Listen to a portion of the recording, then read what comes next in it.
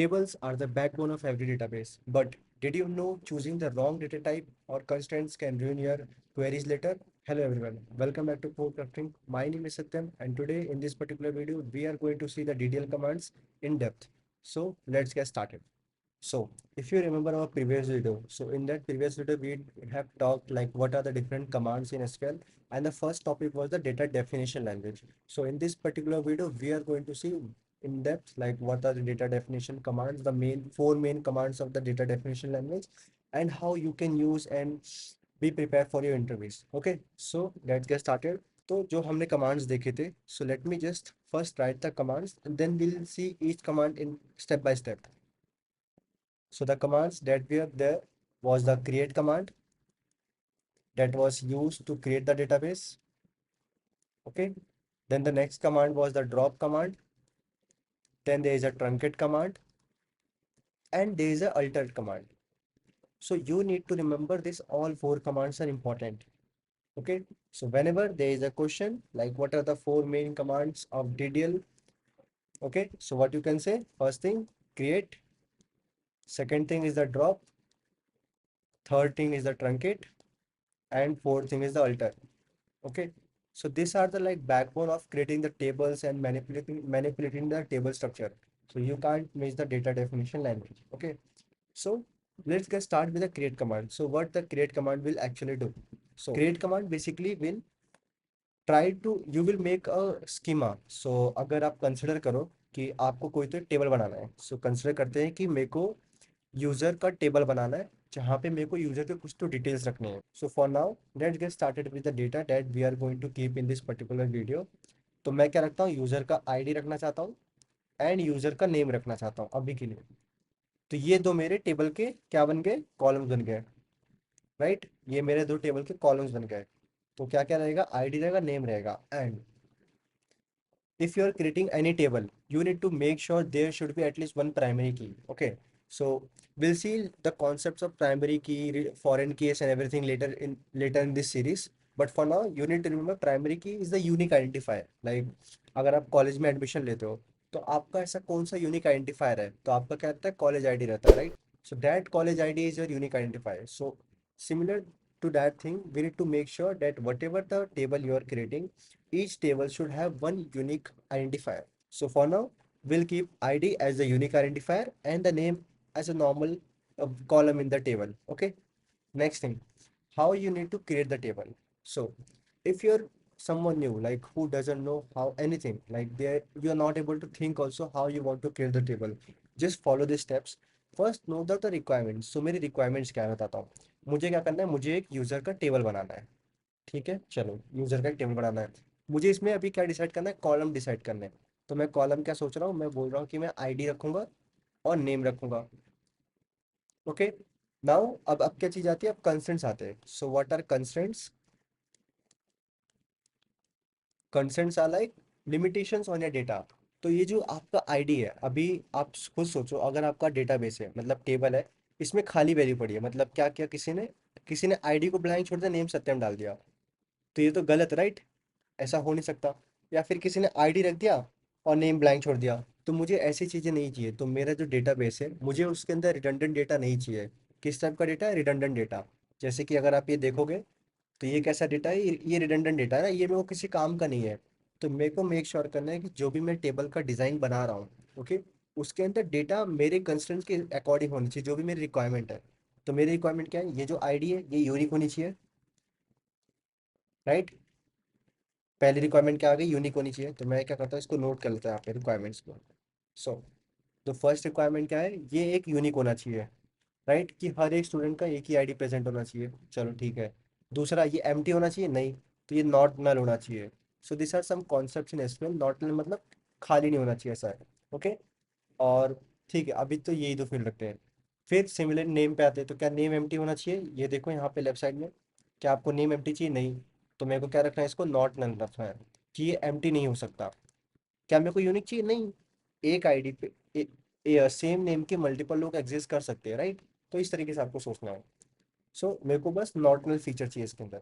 तो इस तरीके से मेरा जो है टेबल का डिज़ाइन बन जाएगा. Okay, I know this particular thing is a basic for now, like एकदम बेसिक सा डिज़ाइन है, पर I just want to make sure that you first understand like how you can create, what is the functionality of create command in the SQL. Okay, so create क्या करेगा, basically आप जो भी ये command run करोगे ये आपका ये टेबल यहाँ पे बना देगा. Okay, so I think instead of going on the theory part, we should now proceed to the practical implementation. So first, I'll tell you like how we are going to run the SQL queries, and then we'll start with the implementation. So let's go ahead. So सबसे पहले आपको क्या करना है कि आप ये website पे जाओ, यहाँ से SQL डाउनलोड कर लो. Okay, so for now for this particular video I am using VS code. तो VS कोड में क्यों यूज़ करना, क्योंकि मैं थोड़ा उसके साथ कंफर्टेबल हूँ, मैं वहाँ पे SQL क्वेरीज रन कर सकता हूँ एंड मैं वहाँ पे विजुलाइज कर सकता हूँ. बट अगर आपको कंफर्टेबल नहीं हो रहा है तो आप माई एसक्यूएल वर्कबेंच भी यूज़ कर सकते हो, जो कि मैं इसका आपको दिखा रहा हूँ बैकग्राउंड में. आप माई एसक्यूएल वर्कबेंच भी चेकआउट कर सकते हो, यहाँ पे भी आपका काम हो सकता है. फाइन, ठीक है. अब क्या करना है, अब आपको आना है VS कोड में. अब आप जैसे ही VS कोड में आओगे तो आपको एक्सटेंशन दिख रहा होगा. ये एक्सटेंशन पे क्लिक करके आपको डाउनलोड कर लेना है. तो ये एक्सटेंशन क्या करेगा, हम हमारे VS कोड के अंदर से ही माई उसके साथ कनेक्ट कर सकते हैं. ठीक है, चलो. हमारा मैच के साथ कनेक्शन हो गया. अब हम स्टार्ट करेंगे हमारा proper implementation. So we are in the VS code. Now what you have to do, you have to click on this extension.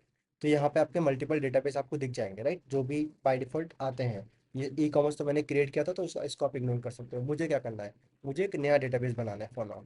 तो बी मेक श्योर आपके क्या डेटाबेस मल्टीपल होते हैं. एक डेटाबेस के अंदर multiple tables schema and everything होता है. ओके, तो अभी के लिए हम क्या करते हैं, for this particular series will make new database. So database का नाम क्या रखेंगे, देखो, सॉरी, ये कनेक्शन बन जाएगा. यहाँ पे हमको क्या करना है, एक नया डेटाबेस बनाना है. ओके, आपको ऐसे क्लिक करना है एंड आपको ये ऑप्शन दे देगा एक डेटाबेस क्रिएट करने का. तो मैं बोलता हूँ क्रिएट डेटाबेस. ओके, यहाँ पे डिफ़ॉल्ट कैरेक्टर सेट हम इसको कर देंगे एंड इसका नाम मैं देता हूँ for now SQL series. Okay, and यहाँ पे आपको कमांड दिखेगा, आपको इसको रन कर देना है.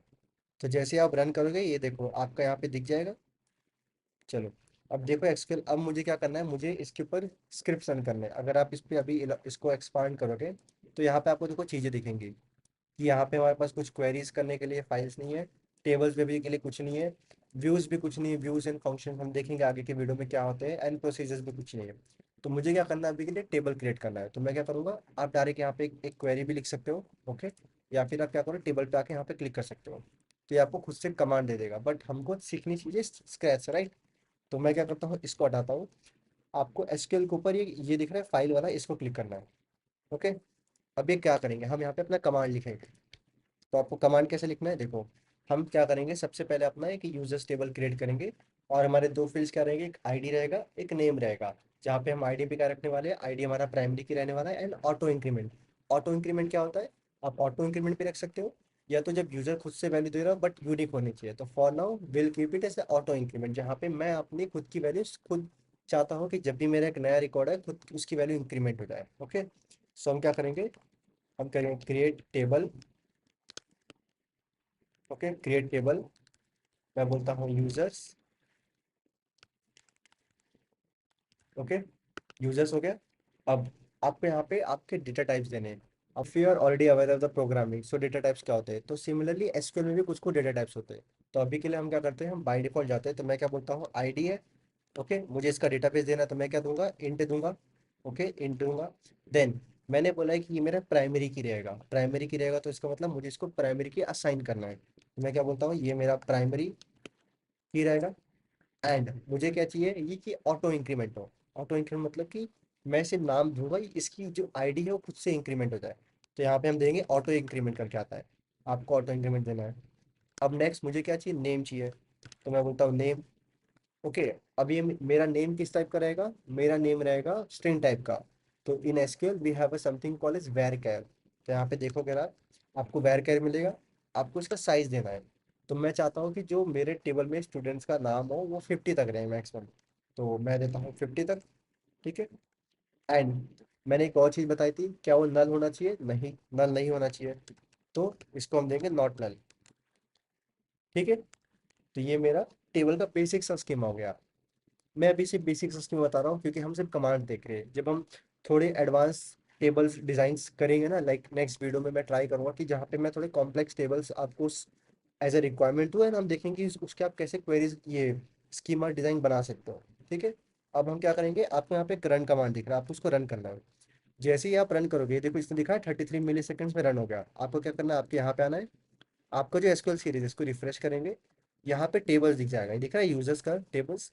इसको क्लिक करोगे, यहाँ पे आपको देखो कॉलम दिखेगा कि मेरे इसमें कौन से कॉलम्स है, कौन से इंडेक्सेस है, एंड ट्रिगर्स क्या है, एंड पार्टीशंस क्या है। तो ये सब भी हम आगे की वीडियोस में देखेंगे। अभी हमको क्या मतलब है कॉलम, तो कॉलम क्या बनाया मैंने, इंट बनाया है, ये देखो कॉलम इंट बनाया था और नेम वैर था।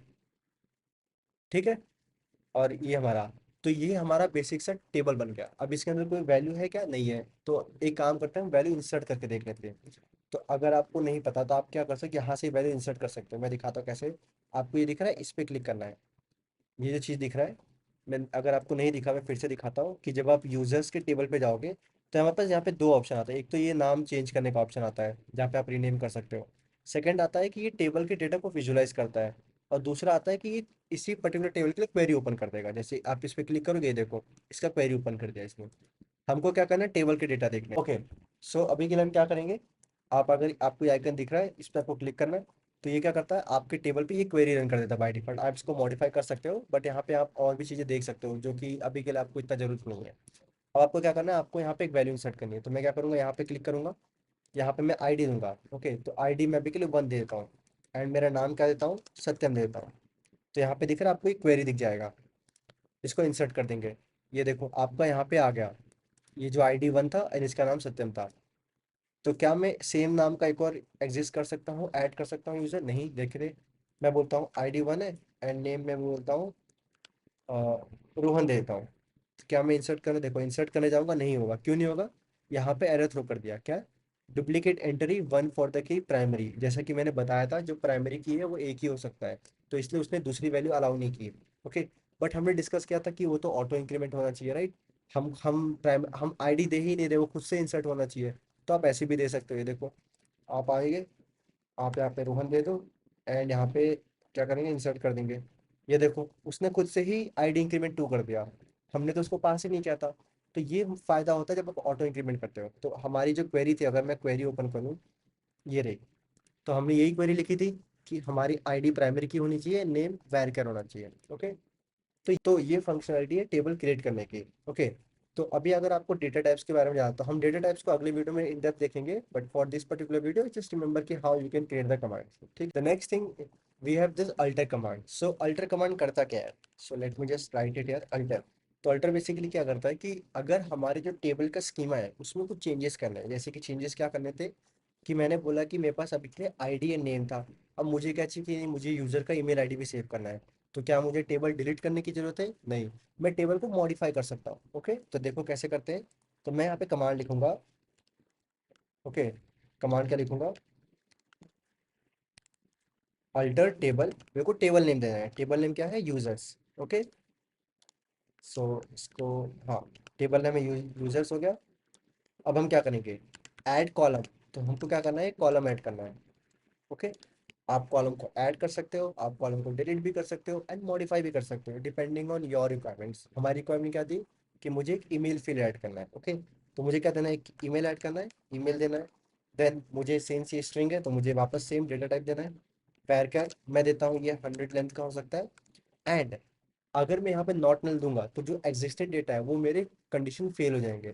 तो मैं अभी के लिए इनको ब्लैंक कर देता हूँ, ऐसे ही रहने देता हूँ, ठीक है। चलो, एंड मुझे क्या चाहिए कि यूनिक होनी चाहिए, राइट। तो मैं क्या कर दूंगा, यहाँ पे यूनिक दे दूंगा। राइट है कि जब भी आपको ईमेल आईडी चाहते हो, आप चाहते हो ना कि एक ईमेल आईडी एक ही यूजर को असाइन हो, मल्टीपल यूजर्स को ना असाइन हो, तो हम यहाँ पे यूनिक दे देंगे। अब आपको क्या करना है, सिंपल, इसको हटाता हूँ मैं, इसको फिर से रन करोगे।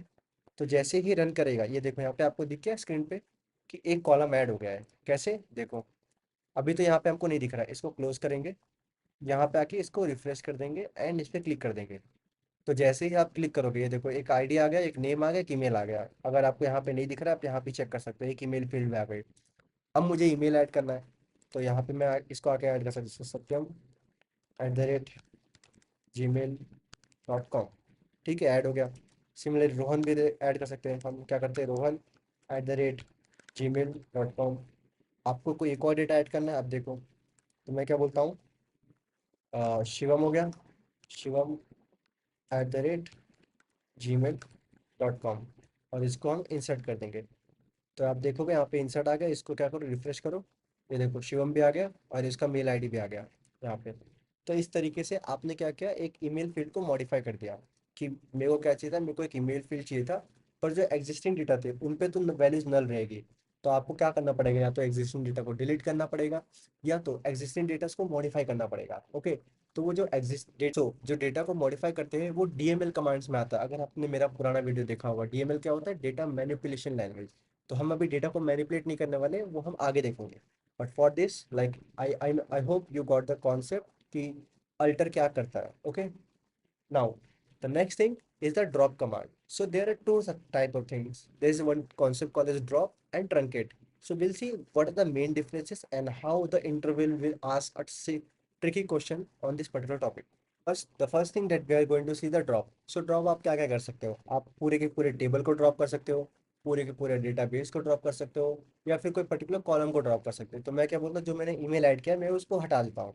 तो उसके लिए तो हम क्या अल्टर यूज करेंगे, राइट। तो मैं क्या करता हूँ, अपने ये जो क्वेरी थी, क्वेरी पे आऊँगा, ये देखो हमने रन किया था अल्टर टेबल। तो मैं एक और चीज़ क्या रन करूँगा, वापस सेम चीज़। मैं क्या बोलता हूँ, alter table users. Okay, users, and यहाँ पे क्या दे दूंगा, ड्रॉप कर देंगे। हम एक कॉलम को ड्रॉप करना चाहते हैं, तो ड्रॉप का मतलब होता है पूरा का पूरा सब डिलीट हो जाएगा वो। तो मैं बोलता हूँ ईमेल। ओके, एंड क्या करेंगे, इसको रन कर देंगे। तो आप देखोगे आपका कॉलम डिलीट होगा। कैसे, अगर आप अभी अपने टेबल के स्कीमा पे जाओगे, ये देखो यहाँ से ईमेल हट गया, जो कि हमने ऐड किया था। ये जो ऊपर वाला कमांड था, इससे हमने ऐड किया था, अभी हमने डिलीट भी कर दिया। तो इस तरीके से आप ये डिलीट कर सकते। सो अब हम क्या करेंगे, हम हमारा टेबल डिलीट कर देते हैं। कौन सा टेबल, यूजर्स का टेबल। कैसे करना है, सिंपल, ड्रॉप टेबल यूजर्स, मैंने कर दिया, एंड मैं इसको रन करूंगा, इसने यहाँ से टेबल ही डिलीट कर दिया। तो बी मेक श्योर, आप जब भी ये कमांड रन कर रहे हो, आप पहले वेरीफाई कर लो आपको क्या डिलीट करना है, क्योंकि ड्रॉप क्या करता है, आपका पूरा का टेबल का स्कीमा के साथ पूरा डेटा सब डिलीट कर देता है। ऐसा नहीं कि आपको सिर्फ स्कीमा रहेगा, नहीं, सब डिलीट हो जाएगा। तो अगर आप ये कमांड रन कर रहे हो, तो be make sure you are confident on what particular thing you are running, otherwise you will run into very critical situation. ठीक है, ओके। तो ये था ड्रॉप कमांड। ड्रॉप कमांड का ये मतलब है कि आप सब कुछ उसका डिलीट कर देते हैं। There is one more command, क्या, ट्रंकेट। तो उसको हम क्या करते हैं, पहले यहाँ पे इंसर्ट करके देखते हैं। मैं इसको रन करूंगा, टेबल मेरा आ गया, मैं यहाँ पे एक ईमेल फील्ड में ऐड कर देता हूँ, ठीक है। और यहाँ पे रिफ्रेश करके मैं इसके अंदर जाके वैल्यूज भी इंसर्ट कर देता हूँ। तो वैल्यूज क्या करते हैं, अभी के लिए कुछ भी डालता हूँ, इंसर्ट, ठीक है, जस्ट डमी वैल्यूज दिखाने के लिए। एक और कर दिया, एक और कर देते हैं, ठीक है। आई नो कि ये मेल फील्ड है, मैं बकचोदी कर रहा हूँ अभी के लिए, पर ठीक है, इग्नोर करो इसको। ओके, चलो। अब हमने ड्रॉप देख लिया था, अब जो मेन चीज हमको देखना है, truncate. So the only difference between drop and truncate is, drop क्या करता है, आपका सब कुछ डिलीट करता है, टेबल, उसका डेटा, उसका स्कीमा, सब कुछ। ट्रंकेट ऐसा नहीं करता। ट्रंकेट क्या करता है, आपका डेटा, सिर्फ डेटा डिलीट करता है, आपके स्कीमास वहीं पे रहते हैं। तो मैं क्या करता, देखो, ट्रंकेट टेबल यूजर्स, हो गया। अभी हमारे डेटाबेस में कितने डेटा है, देखो कहाँ गया, 3 है। जब हमने ड्रॉप रन किया था, उसने क्या किया, टेबल को भी उड़ा दिया था। अब देखो यहाँ पे क्या डिफरेंस आएगा जब आप ट्रंकेट रन करते हो। इसने रन कर दिया, पर हमको टेबल तो दिख रहे, कॉलम्स दिख रहे हैं। तो क्या मेरे को डेटा दिखेगा, नहीं है। अगर आप जाओगे अभी के लिए, तो आपके डेटा गायब हो गए। ओके, सो यहाँ पे बहुत इंपॉर्टेंट एक इंटरव्यू क्वेश्चन आता है, tell me the difference between drop and truncate. So drop क्या करता है, it deletes your whole data, the database schema and everything. Whereas truncate क्या करता है, ट्रंकेट सिर्फ आपका डेटा डिलीट करता है, while it maintains your table schema. So be make sure कि आपको ये चीज़ पता रहे कि आपको कब ट्रंकेट रन करना है, कब ड्रॉप रन करना है। Okay, so I hope so आप ये चीज़ आपको समझ में आ गई।